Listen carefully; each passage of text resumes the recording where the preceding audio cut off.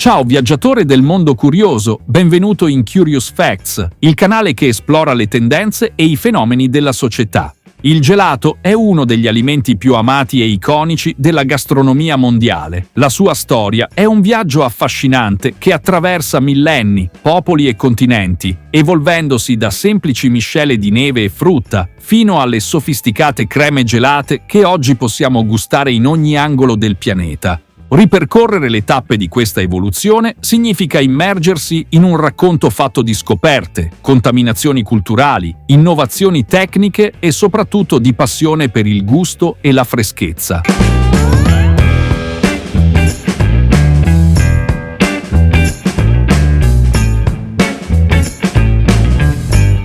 Gli alimenti, nel corso della storia, hanno spesso subito trasformazioni radicali, adattandosi alle esigenze e alle possibilità delle diverse epoche. Il gelato non fa eccezione, le sue prime forme erano ben diverse da quelle che oggi conosciamo.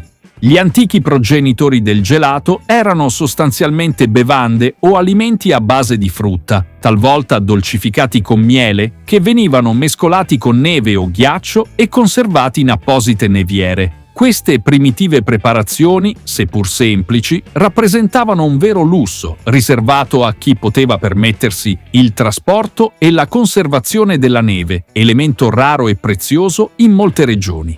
Il piacere di gustare qualcosa di fresco e dolce durante le calde giornate estive è una tentazione antica migliaia di anni. Tuttavia, la nascita del gelato, inteso come lo conosciamo oggi, è avvolta nel mistero e nella leggenda, con molteplici storie e aneddoti che si intrecciano tra loro, rendendo difficile attribuire con certezza la paternità di questa invenzione a un singolo popolo o periodo storico.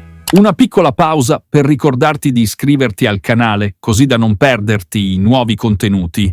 Torniamo al video.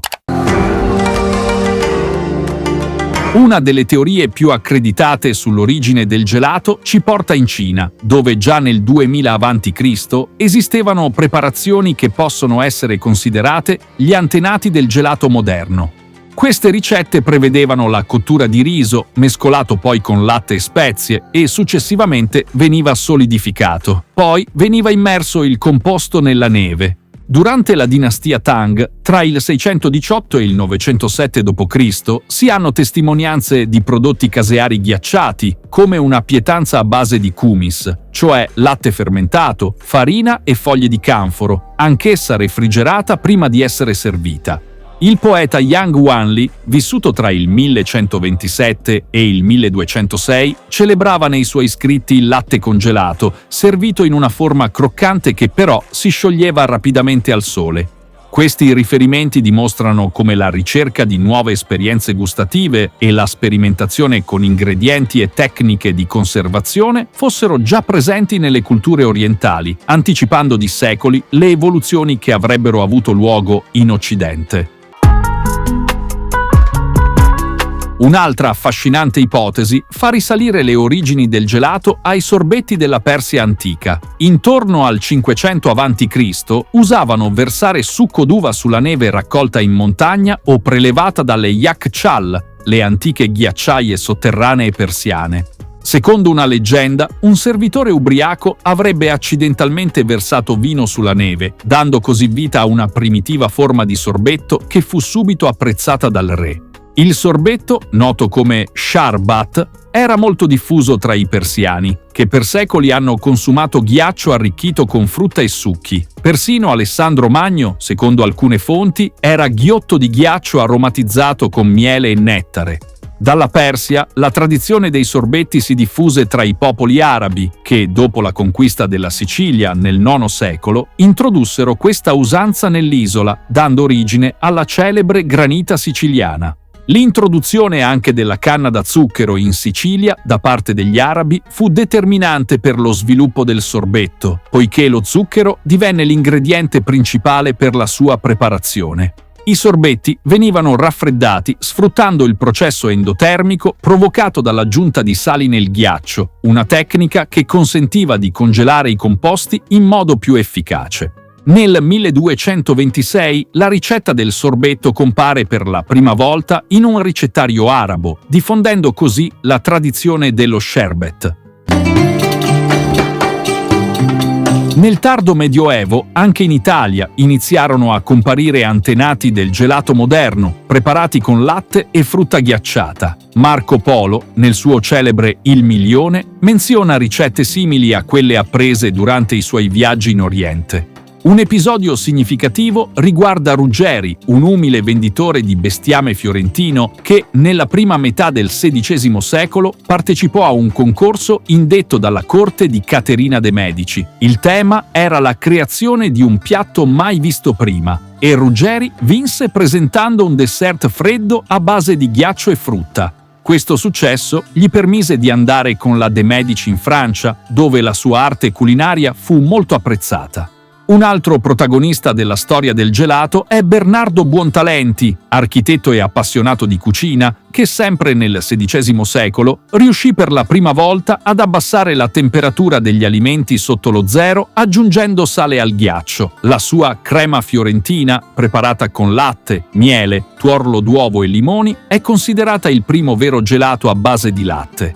Nel 1600 il sorbetto era ormai diffuso in molte città italiane ed europee, in particolare a Napoli, che si distingueva per la qualità dei suoi sorbettieri. Il cuoco Antonio Latini, nel suo trattato Lo scalco alla moderna del 1692, descrive la passione dei napoletani per i sorbetti, sottolineando come la città fosse ormai celebre per questa specialità. La Sicilia svolse un ruolo fondamentale nella diffusione del gelato moderno. Già alla fine del XVII secolo, le creme gelate e i sorbetti erano presenti nei menù estivi dell'aristocrazia palermitana, in particolare nelle varianti al limone e all'arancia. Ma la vera svolta avvenne grazie a Francesco Procopio dei Coltelli, un siciliano che dopo aver lasciato la sua terra natale si trasferì a Parigi e nel 1686 aprì il celebre Café Procope. Questo locale, ancora oggi esistente, fu il primo caffè gelateria della storia e divenne rapidamente il punto di riferimento per gli amanti del gelato nella capitale francese.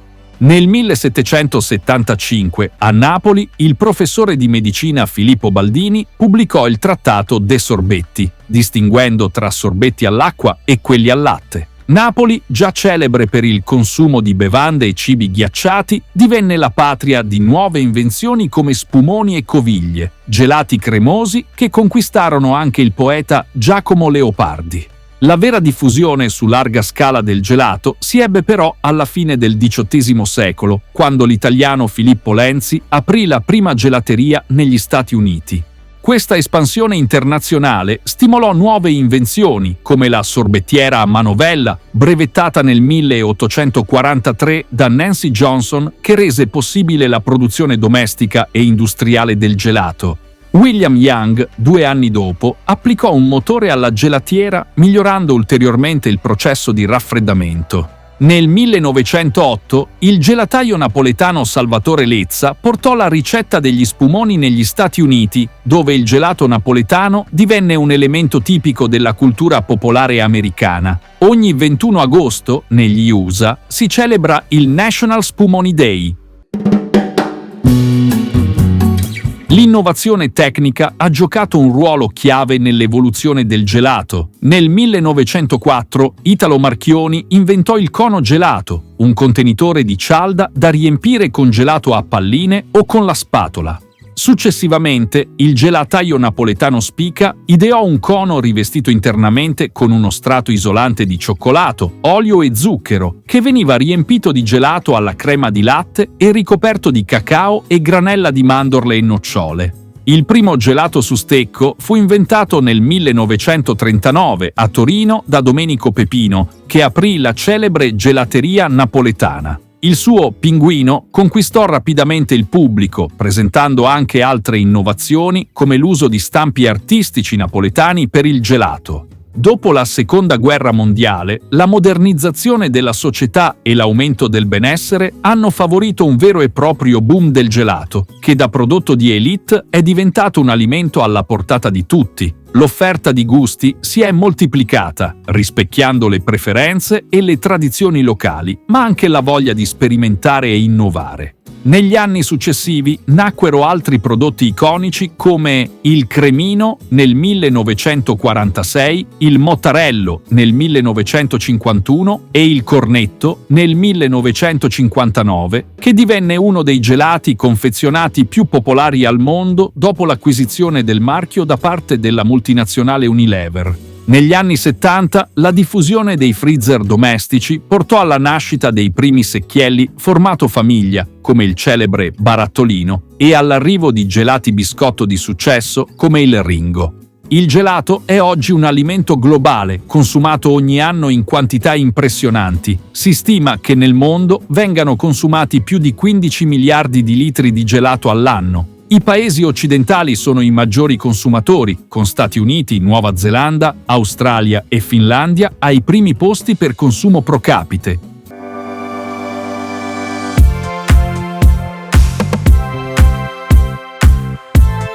La storia del gelato è un esempio straordinario di come un alimento possa evolversi e adattarsi ai cambiamenti della società, mantenendo però intatto il suo fascino originario. Oggi il gelato rappresenta non solo un piacere gastronomico, ma anche un simbolo di convivialità. Le sue origini multiculturali e la sua capacità di unire persone di ogni età e provenienza ne fanno un alimento unico, capace di raccontare una storia che continua a evolversi, giorno dopo giorno, cucchiaio dopo cucchiaio. Chiudiamo con una citazione che racchiude l'essenza di questo viaggio.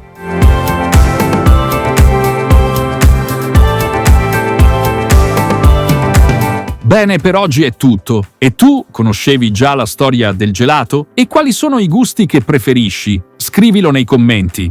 Iscriviti anche al canale per rimanere aggiornato sui nuovi contenuti e lascia un like se hai trovato interessante questo video. Ci vediamo alla prossima analisi.